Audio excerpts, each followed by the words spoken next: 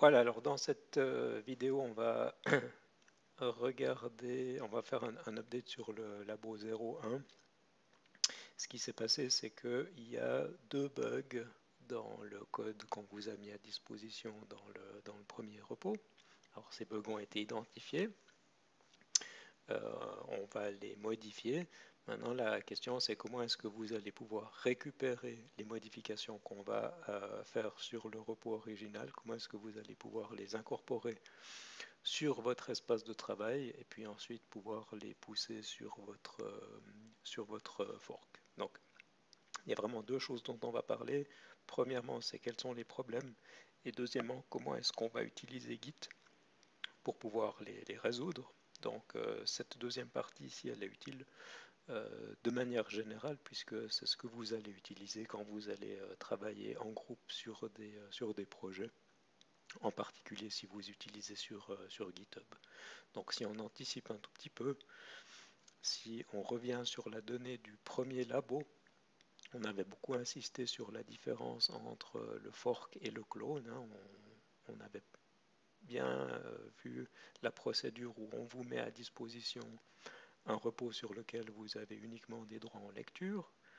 Ensuite, vous avez fait un fork, donc ça veut dire que vous avez créé une copie à un instant donné de ce repos. Celui-ci vous appartient, donc vous avez les droits d'écriture. Et puis ce que vous avez fait, c'est que votre fork, vous l'avez cloné sur votre machine.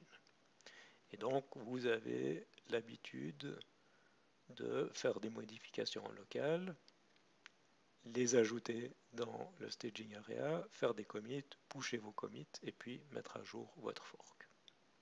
En revanche, vous ne mettez pas à jour le repos original, ça c'est assez facile à comprendre, mais il y a une autre chose dont il faut être conscient, c'est que le repos original et le fork, après la copie initiale, ils sont plus synchronisés. Donc ça veut dire que si nous on fait des modifications dans ce repos ici, vous n'allez pas automatiquement les récupérer dans votre fork. Donc, pour pouvoir faire ça, pour pouvoir bénéficier des bugs fixes ou des ajouts qu'on fait dans ce repos, ça va vous obliger à faire une configuration de votre repos local en disant que en fait, il interagit avec deux serveurs distants, origine ici, et puis un nouveau qui s'appelle upstream. Upstream, c'est une convention. Donc, c'est ce qu'on va faire tout à l'heure, c'est configurer votre repos local, dire que on est connecté aussi à un repos qui s'appelle upstream, et ça va nous permettre de temps en temps de récupérer les ajouts qui ont été faits ici, de les récupérer sur votre machine. Alors là, il va y avoir une opération de merge, on va fusionner les modifications avec vos modifications. Donc on espère que ça ne va pas générer de conflits, mais évidemment c'est tout à fait possible qu'il y ait des conflits, donc ce sera un exemple de réaliser une procédure de merge. Et puis finalement, l'idée elle est que une fois que vous avez fait votre commit, vous allez pusher. Du coup, en quelque sorte, on utilise votre repos local comme un relais pour pouvoir propager les modifications de la source vers votre fork. Donc ça, c'est ce qu'on va faire. Ce qu'on va faire après, on va le faire deux fois pour voir les opérations en détail à chaque fois. Alors, rapidement, quels sont les deux problèmes? Il y a un premier problème qui est lié à l'encodage. Ça, c'est un bug dans le projet de code. Donc, ça, vous êtes obligé de corriger ce bug, puisque sinon, vous n'allez pas passer les tests unitaires.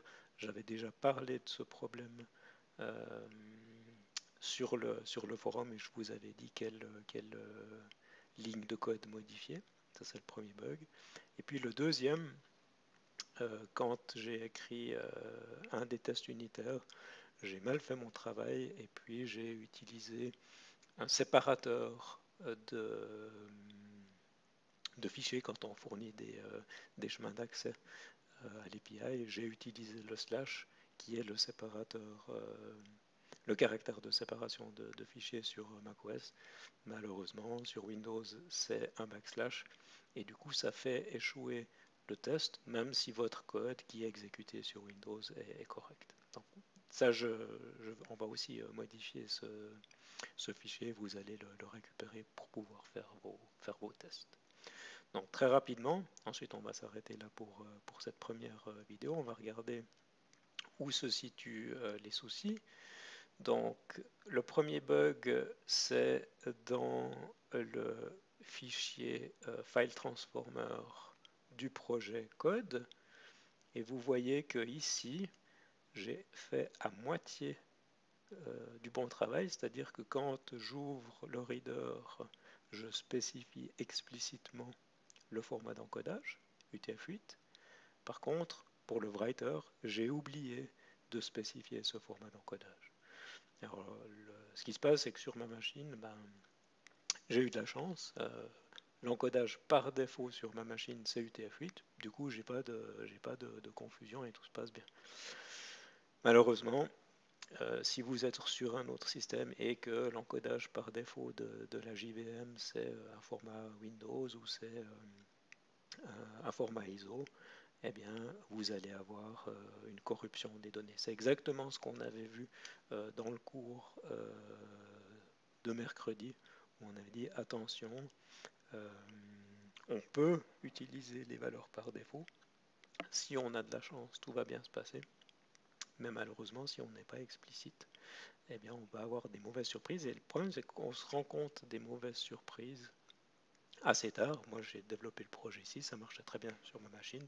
Et puis, on s'est rendu compte des soucis quand certains étudiants ont fait tourner ça sur la leur. Donc, ce bug-là, il est assez facile à corriger. Je vais le corriger tout de suite.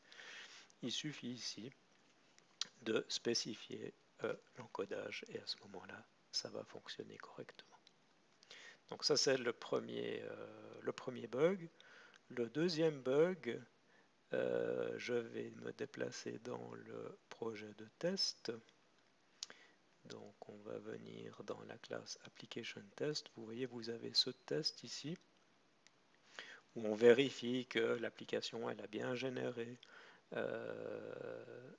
des bons noms de fichiers.